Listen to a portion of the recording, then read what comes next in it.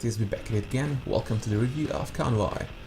Convoy is one of the successful Kickstarter projects and was created in a purposefully built studio, Convoy Games, and published by Indietopia Games. It came out on Steam and on GOG on the 21st of April 2015. Now I'm recording this on the 23rd of October 2017.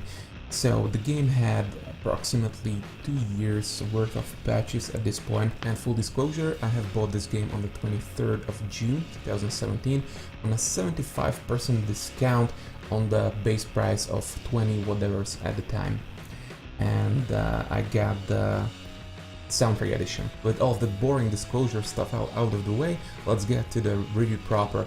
So Convoy is a vehicular combat, possible real-time game with a little bit of adventure sprinkled in on the side. The whole story, and yes, there is a story, actually revolves around you crashing your starship on a planet called Omega Prime. Omega Prime is home to 3 factions, and your job here after crash landing is to fix 4 broken pieces of your ship.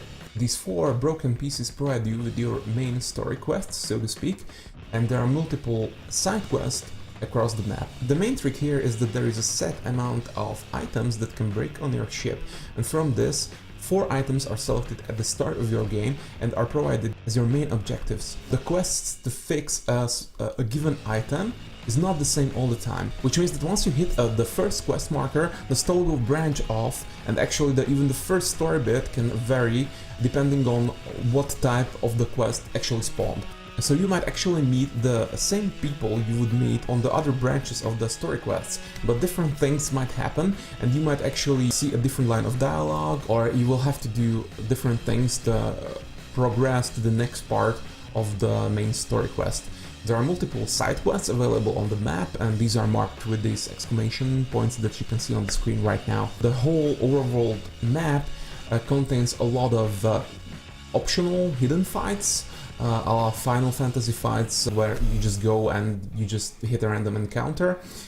These encounters may not necessarily be hostile. You can have some friendly encounters, but just be prepared for a Mad Max kinda world, and the same rules apply here. So you might want to do something crazy and it might net you on a positive result in the end, and you don't need to follow up with your, you know, all good guys answers and whatnot. If you find a guy walking up to your convoy, you can just straight up shoot him and take all his loot, but if you follow up on his quest, you know, there might be some crazy NPC you meet, which is a great strength of this game. There is a considerable amount of custom vehicles you can get. This leads me nicely to the combat. The combat is actually a real-time pausable combat, where you go with your MCV or your main vehicle that has a considerable amount of health and 4 special weapon slots, and you can have a total of 4 cars in your party. Now you have some base cars that you can buy in camps that are all over the map, and there are some special vehicles that you can get by doing some of the side quests, or even some of the main story quests have actually some branching options that would lead you to acquiring some of the special cars.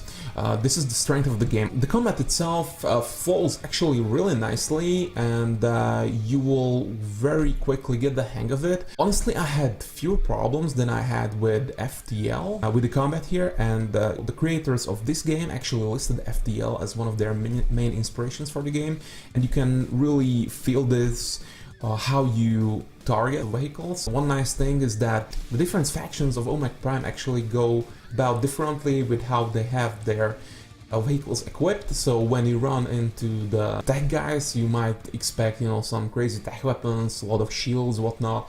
When you run into the raiders, you could expect some beefy cars, you know, with some melee weapons, or even, you know, going with some machine guns and whatnot. And when you run into the privateers, they have essentially everything, because they, you know, they scavenge. They might have some small cars, but, you know, some glass cannon type cars and whatnot. So it's nice to see the differentiation there. However, unfortunately, while we are talking about the combat, there is a considerable downside, and that's the weapon variety.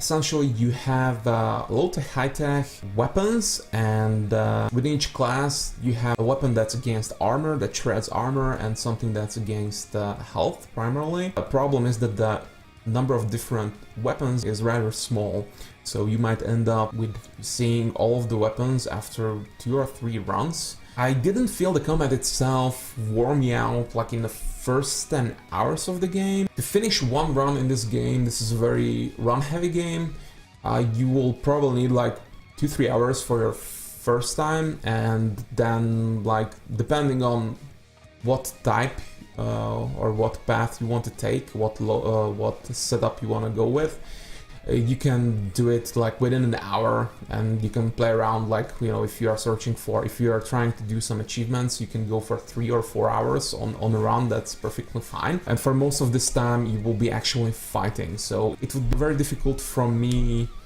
to recommend this game to you if you don't like the core combat loop. One other thing I forgot about the core combat loop: the whole engagement is viewed from top down. The courses themselves are really nice, that they provide you some obstacles that can come in handy, so you can actually melee guys into a pylon, into a building, and it's an insta-kill. And actually, funny thing is that I got one of the special vehicles this way, that I was totally outclassed, but I managed to melee 2 vehicles that heavily outclassed me into a wall, and essentially won the encounter like that, and unlocked one of the achievements actually like that. So it's very nice that you can do that, and I really would like to commend the authors for including that in the combat. So I would say that you would spend in combat probably 60 to 80% of your time traversing the world. Once you get the hang of the combat, you can actually reduce the percentage of this time, and you cannot really skip combat. Well, you can skip combat by doing certain choices that are suboptimal, but you would have to engage in combat to get most out of the situation, most often than not. The game economy itself has 2 parts, and that's fuel, and I will go with nuts, you know, like it's both kind of bolts, I guess. And you buy everything with bolts, and your convoy actually needs fuel to traverse the overworld. Most of the options that will let you evade some of the encounters actually need you to sacrifice fuel, so you can play suboptimally, but especially on the higher difficulties, you will have to use the encounters to gain bolts to upgrade your convoy so that you can survive at the later stages. To somewhat counteract the fact that you have a limited amount of weapons is the fact that you can actually upgrade vehicles. Each vehicle has a certain way it is built, so if you have a small nimble vehicle, you can improve its handling much more than for example, like, you know, like a big beefy vehicle. You might get a lot of health and armor upgrades on the big beefy vehicle, but it will be, you know, really difficult to maneuver. The game provides 3 difficulty levels. It's easy, medium, and hard. I would strongly suggest to play on easy, because I feel that that's the difficulty level everything was balanced for, especially early on, where you don't have stuff unlocked, where you have just the basic vehicles and the basic MCV. You will really have to play a few rounds on the easiest difficulty level just to unlock some of the more optimal choices, and then you can go, you know, medium, you can go even hard. I don't really see much point in that, because what gets more difficult is your survivability on the overworld, and I feel that one of the stronger aspects that this game has to offer are all of the stories that actually are present in the world. Not just the main quest stories, but a lot of the side missions. You run into countless amounts of gags, references to old TV shows. You will have references to Mad Max, of course. You will have references to Back to the Future. You will fight dragons, you will fight huge machines, and all of your encounters will eventually lead you to the final quest of defeating a guardian of some sort. That's easy, you know, when you fix up your ship, you will have this one final boss fight, which is always the same. So the boss fight itself is not that interesting, I would say. The most interesting part is the world. and there are a lot of stories. That's the greatest added value this game has to offer. One more thing, I did not mention the soundtrack. I found the soundtrack, pains me to say, but mediocre. Plus points for you if you get the reference. And I mean, I can listen to it, but it's not something I would go out of my way, you know, to select it on a rainy day or whatnot.